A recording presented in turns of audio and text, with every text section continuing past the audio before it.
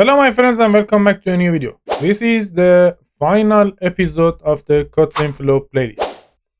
And in this video I'm going to talk about the collect as a state and also collect as a state with lifecycle. Stay tuned, be with me till the end of this video to be familiar with this topic. Let's get started. This is the project that we used in the last episode. And here in the view model, we had this flow to build numbers between 1 to 30 every 2 seconds. And we simply transform it from cold flow to hot flow using a state in. So this is the producer of the flow. And here we are going to receive the flow. And all the time we use the collect. And in this video, as I said, we are going to use collect as a state. So let's do some changes here. We don't need this block. And this number 1, we don't need it. And in the view model, okay, I comment it because we don't need it. I can delete it. And here, let's delete this and as a state. Okay, here, as you can see, collect as a state is a composable. So we can launch a composable inside another composable context. So we can drag it and drop it here inside this set content, and the problem is solved. Then here we have a tag.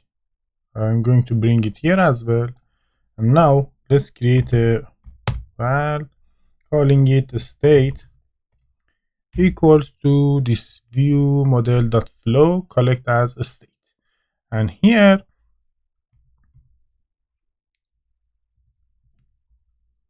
state dot value.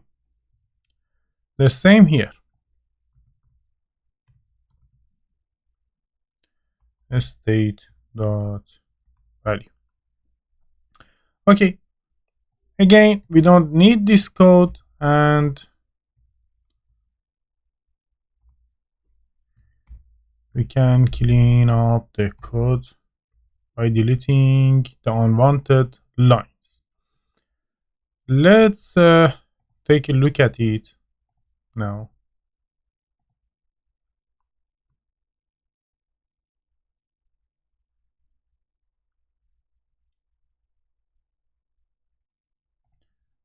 Okay, in the logcat, it starts from 0 because you had here initial value 0 in state in and 1, 2, 3, 4, 5, 6, etc. And here as well, we have it. Let's rotate the screen and see what happens. Okay, again, we have this. And that's it. And also, let's send it to background and bring it up. Okay, everything works perfect. That's how we can use collect as a state. And normally, if we don't use this line, in like 2 episodes before this episode, I introduced you this, and I told you when we want to make our flow aware of the life cycle, we are going to use this line of code. So instead of this, I can delete it and here use with lifecycle, and it will do the same completely. So we don't need it anymore. And also, if you want, you can delete these lines as well, because we don't need any of them. And also now you can see that we have one set content here and one set content here, so that doesn't make sense I'm going to take it outside, and that's it. This with lifecycle will make our flow aware of the lifecycle, and we don't need to use any of those codes that I deleted. Let's check it again.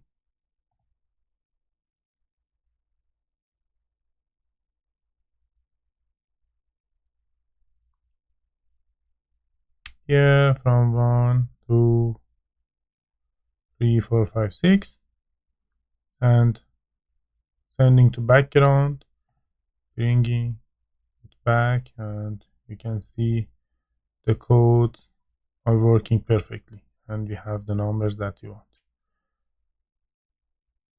Okay, and again here we had a timeout, a stop timeout limit, and it was set on 5 seconds.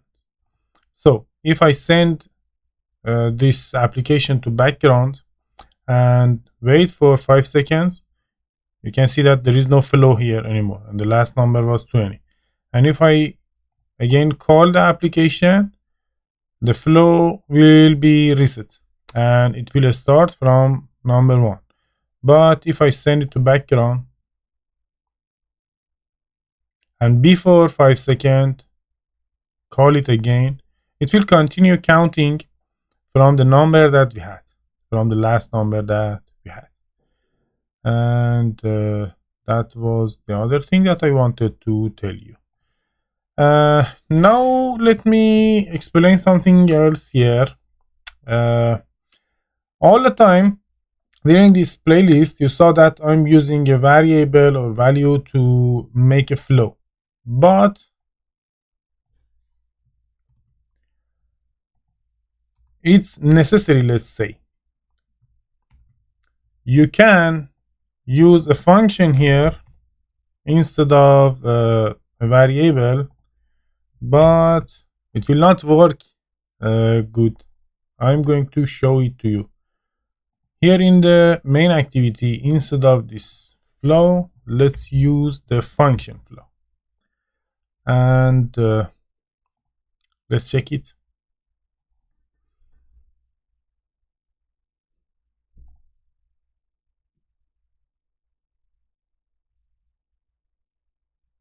As you can see, the number is blinking between 1 and 2 here in the UI. And here we have only 1, 2, 1, 2, 1, 2.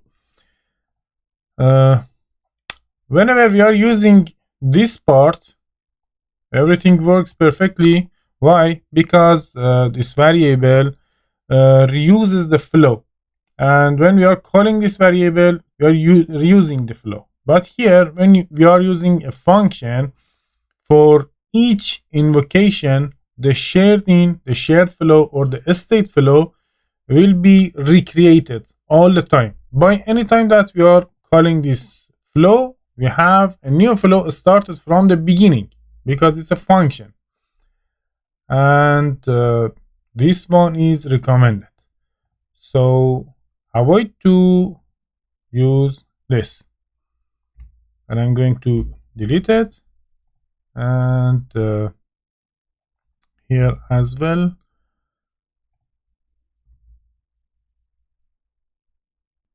That was all you need to know about the flow and different materials regarding to flow. And recently I had 2 playlists, Kotlin coroutines and Kotlin flow, and we need these playlists to go further with practical examples and applications. And again, I'm going to start creating practical applications in the future, close future, to show you how you can use flow and coroutines and the other materials that I told you practically in those applications. Okay guys, that was whatever I wanted to tell you about the Kotlin flow, and I hope you enjoyed the whole playlist. Don't forget to like, subscribe and comment, and donate as well to my account. Have a good time, happy coding, see you in next videos.